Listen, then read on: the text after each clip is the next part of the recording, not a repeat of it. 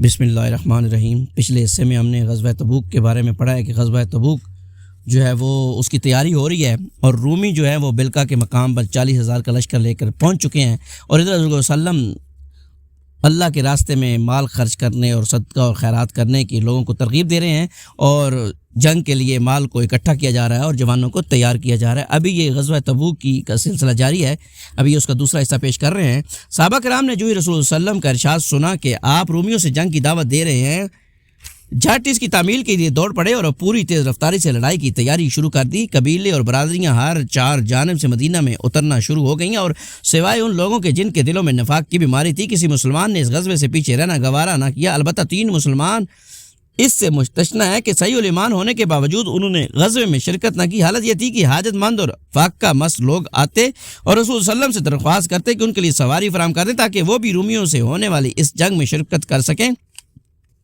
اور جب آپ ان سے معذرت کرتے کہ میں تمہیں سوار کرنے کے لیے کچھ نہیں پاتا، تو وہ اس حالت میں واپس ہوتے کہ ان کی آنکھوں سے آنسو رواں ہوتے کہ وہ خرچ کرنے کے لیے کچھ نہیں کر پا رہے۔ اس طرح مسلمانوں نے صدقہ و خیرات کرنے میں بھی ایک دوسرے سے آگے نکل جانے کی کوشش کی۔ حضرت عثمان رضی اللہ تعالیٰ نے ملک شام کے لیے ایک قافلہ تیار کیا تھا جس میں پالان اور کجاوے سمیت 200 اونٹ تھے اور 200 اوقیہ تقریباً 29.5 کلو چاندی تھی۔ آپ نے یہ سب صدقہ کر دیا۔ اس کے بعد پھر 100 اونٹ پالان اور کجاوے سمیت صدقہ کیا۔ اس کے بعد 1000 دینار تقریباً 5.5 کلو سونے کے سکے لے آئے اور انہیں نبی صلی اللہ علیہ وسلم کی آغوش میں بخیر دیا۔ رسول صلی اللہ علیہ وسلم نے انہیں پلٹتے جاتے اور فرماتے جاتے، آج کے بعد عثمان جو بھی کریں انہیں ضرر نہ ہوگا۔ اس کے بعد حضرت عثمان رضی اللہ عنہ نے پھر صدقہ کیا اور صدقہ کیا، یہاں تک کہ ان کے صدقے کی مقدار نقدی کے علاوہ 900 اونٹ اور 100 گھوڑے تک جا پہنچی۔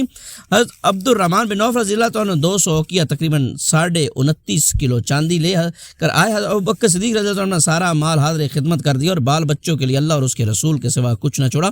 ان کے صدقے کی مقدار 4000 درہم تھی اور سب سے پہلے یہی اپنا صدقہ لے کر تشریف لائے تھے۔ حضرت عثمان عمر رضی اللہ عنہ نے اپنا آدھا مال خیرات کیا۔ حضرت عباس رضی اللہ عنہ بہت سارا مال لے آئے۔ حضرت طلحہ رضی اللہ عنہ، سعد بن عبادہ رضی اللہ عنہ، محمد بن مسلمہ رضی اللہ عنہ بھی کافی مال لائے۔ حضرت عاصم بن عدی رضی اللہ عنہ 90 وسق یعنی 13,500 کلو ٹن کھجور لے آئے، یعنی بقیہ صحابہ بھی پے در پہ اپنے تھوڑے زیادہ صدقات لے آئے، یہاں تک کہ کسی نے کسی 1 مد یا 2 مد صدقہ کیا، وہ بھی اس سے بھی زیادہ کی طاقت نہیں رکھتے تھے۔ عورتوں نے بھی ہار، بازو بند، پازیب، بالی اور انگوٹھی وغیرہ جو کچھ ہو سکا آپ کی خدمت میں بھیجا۔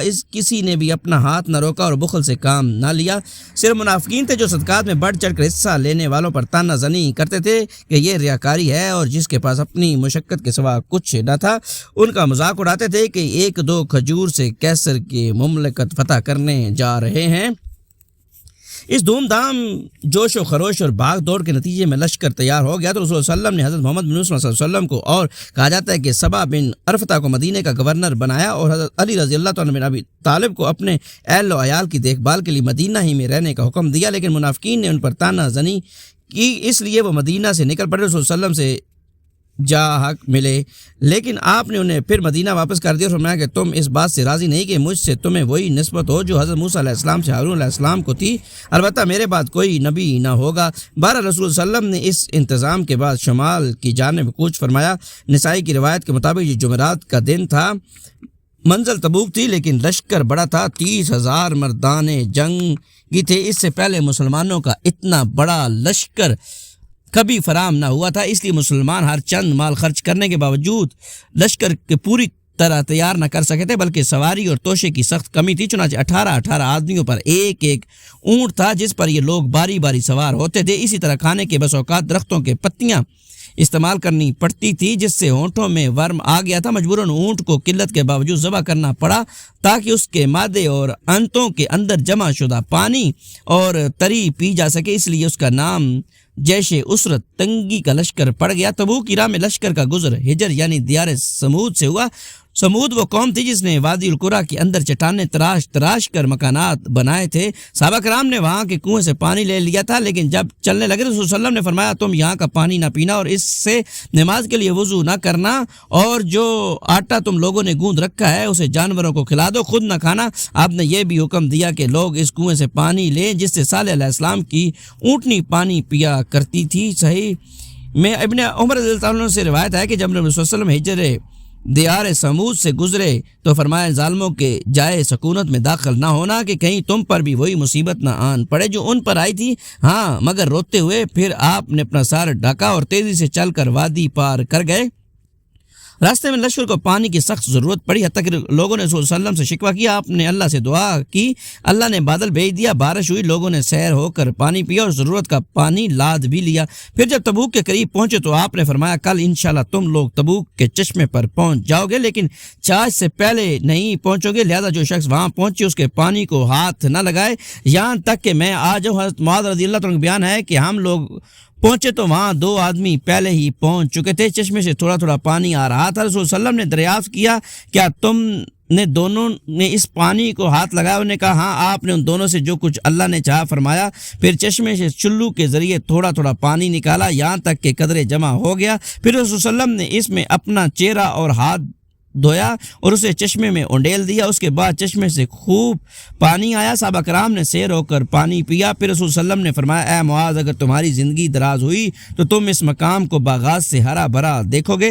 راستے میں تبوک پہنچ کر روایت میں اختلافات ہے۔ رسول صلی اللہ علیہ وسلم نے فرمایا آج رات تم پر سخت آندھی چلے گی، لہذا کوئی نہ اٹھے اور جس کے پاس اونٹ ہو وہ اس کی رسی مضبوطی سے باندھ دے۔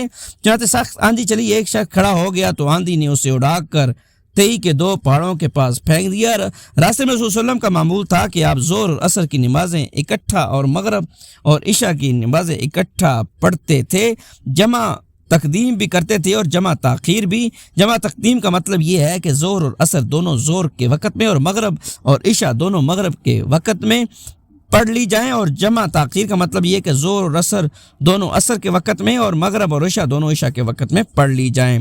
اسلامی لشکر تبوک میں اتر کر خیمہ زن ہوا، وہ رومیوں سے 2 ہاتھ کرنے کے لیے تیار تھا۔ پھر رسول صلی اللہ علیہ وسلم نے اہل لشکر کو مخاطب کر کے نہایت بلیغ خطبہ دیا۔ آپ نے ارشاد فرمایا دنیا اور آخرت کی بھلائی کی رغبت دلائی اور اللہ کے عذاب سے ڈرایا اور اس کے انعامات کی خوشخبری دی، اس طرح فوج کا حوصلہ بلند ہو گیا۔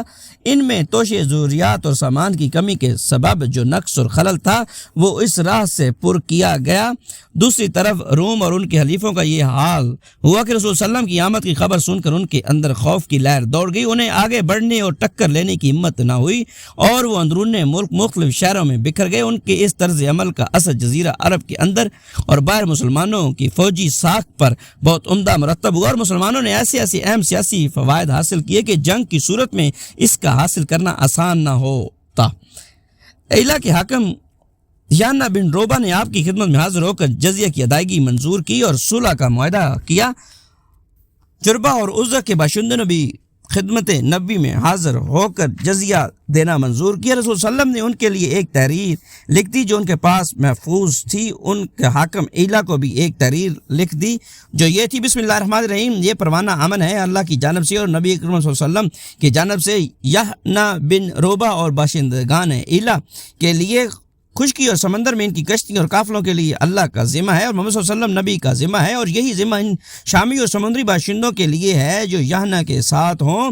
ہاں اگر ان کا کوئی آدمی کوئی گڑبڑ کرے گا تو اس کا مال اس کی جان کے آگے روک نہ بن سکے گا، اور جو آدمی اس کا مال لے گا اس کے لیے وہ حلال ہوگا۔ انہیں کسی چشمے پر اترنے اور خشکی پر سمندر کے کسی راستے پر چلنے سے منع نہیں کیا جائے گا۔ اس کے علاوہ رسول صلی اللہ علیہ وسلم نے حضرت خالد رضی اللہ تعالیٰ عنہ کو 420 سواروں کا رسالہ دے کر دومت الجندل کے حاکم عقید کے پاس بھیجا اور فرمایا تم اسے نیل گائے کا شکار کرتے ہو پاؤ گے۔ حضرت خالد رضی اللہ عنہ نے وہاں تشریف لے گئے۔ جب اتنے فاصلے پر رہ گئے کہ قلعہ صاف نظر آ رہا تھا تو اچانک ایک نیل گائے نکلی اور قلعہ کے دروازے پر سینگ رگڑنے لگی۔ عقیدر اس کے شکار کے لیے نکلا، چاندنی رات تھی۔ حضرت خالد رضی اللہ عنہ اور ان کے سواروں نے اسے جا لیا اور گرفتار کر کے رسول صلی اللہ علیہ وسلم کی خدمت میں حاضر کیا۔ آپ نے اس کی جان بخشی کی اور 2000 اونٹ، 800 غلام اور 400 زریں اور 400 نیزے کی شرط پر مسالت فرمائی۔ اس نے جزیہ بھی دینے کا انکار کیا، چنانچہ رسول صلی اللہ علیہ وسلم نے اس سے یانہ سمیت دوما، تبوک، ایلا اور تیمہ کی شرائط پر معاملہ طے کیا۔ ان حالات کو دیکھ کر وہ قبائل جو اب تک رومیوں کے اعلیٰ کار بنے ہوئے تھے سمجھ گئے کہ اب اپنے ان پرانے سرپرستوں پر اعتماد کرنے کا وقت ختم ہو چکا ہے، اس لیے وہ بھی مسلمانوں کے حمایتی بن گئے۔ اس طرح اسلامی حکومت کی سرحدیں وسیع ہو کر براہ راست رومی سرحد سے جا ملی اور روم کے اعلیٰ کاروں کا بڑی حد تک خاتمہ ہو گیا۔